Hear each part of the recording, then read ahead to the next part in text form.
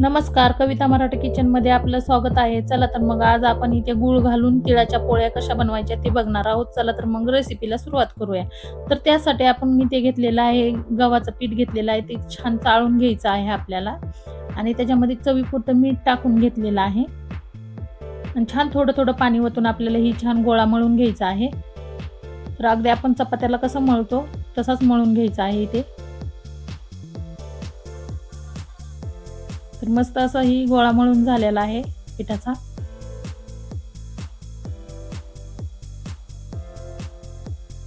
तर हे आपल्याला एक 10 मिनिटासाठी साईडला ठेवून द्यायचं आहे. तोपर्यंत आपल्याला सारणाची तयारी करायची आहे. तर इथे लगेच मी गॅसवरती पॅन ठेवलेला आहे. त्याच्यामध्ये अर्धी वाटी शेंगदाणे टाकून घेतलेले आहेत. छान आपल्याला भाजून घ्यायचे आहेत. तर ही मंद गॅसवरती छान भाजून घ्यायचे आहेत आपल्याला. तर एकदम खरपूस असे मंद गॅसवरती भाजले जातात शेंगदाणे, तसे भाजून घ्यायचे आहेत. तर त्याच पॅनमध्ये मी लगेच फुल वाटी भरून एक तीळ घेतलेले आहेत. तर इथे गावरान तीळ घेतलेले आहेत मी. तर छान आपल्याला 2 ते 3 मिनिटं असे मंद गॅसवरती भाजून घ्यायचे आहेत.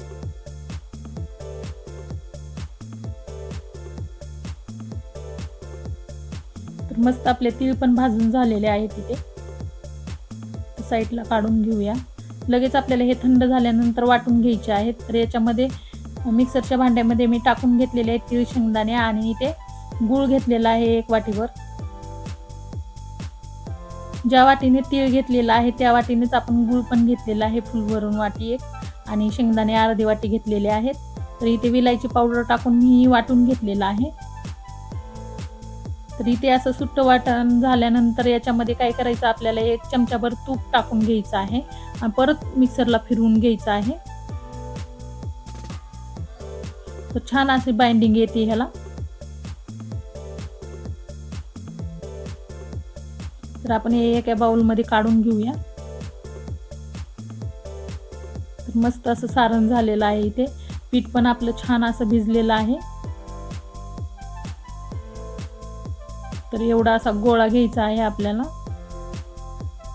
छान कोरड्या पिठामध्ये घोळवून आपण मस्त अशी वाटी बनवून घ्यायची आहे आणि त्याच्यामध्ये बसल तेवढं सारण घालून घ्यायचं आहे आपल्याला. हे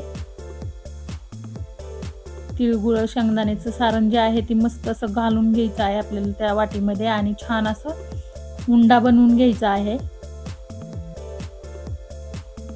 आणि असा हाताने करायचा आहे म्हणजे जेणेकरून सगळीकडे सारण व्यवस्थित कडापर्यंत पोहोचलं जातं.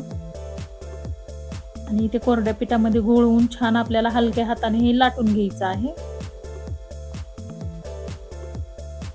हे बघा मस्त असं सगळीकडे सारण जातं. ते कडनं पण सारण खूप छान गेलेलं आहे याचं. तर लगेच गॅसवरती मी ते तवा ठेवलेला आहे. त्याच्यावरती 1 चमचाभर मी तूप ओतून घेतलेलं आहे आणि ही पोळी टाकून घेतलेली आहे. आपण ही आलटी पलटी करून छान अशी भाजून घ्यायची आहे. वरतून खालतून छान असं तूप लावून ह्याला आपण खरपूस भाजून घ्यायचं आहे. मंद गॅसवरतीच भाजून घ्यायची आहे ही पोळी. तर तुम्ही इथे तेलाचा पण वापर केला तरी चालतो.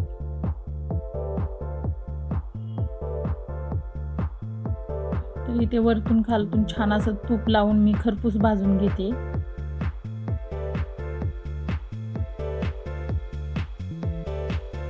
अशी खरपूस भाजली ना खूप दिवस टिकती पोळी.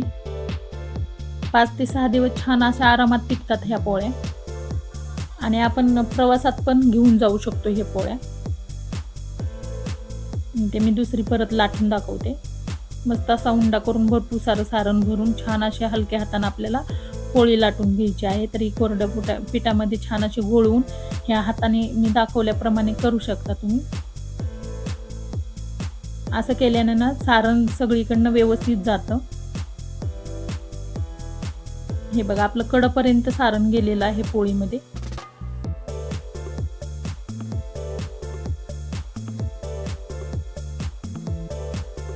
अशी आपली पोळी तयार झालेली आहे इथे आणि इथे तव्यावरती टाकून आपण मस्त असं भाजून घेऊया. तर वरतून खालतून छान असं तेल लावून खरपूस आपल्याला मंद गॅसवरती ही पोळ्या भाजून घ्यायच्या आहेत.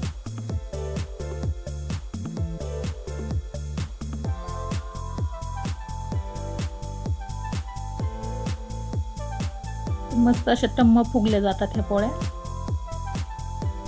तर इथे सगळ्या पोळ्या बनवून घेतलेल्या आहेत मी. तर ही रेसिपी तुम्हाला कशी वाटली ते नक्की कमेंट करून सांगा. आवडली तर शेअर, लाईक, सबस्क्राईब करून घ्या.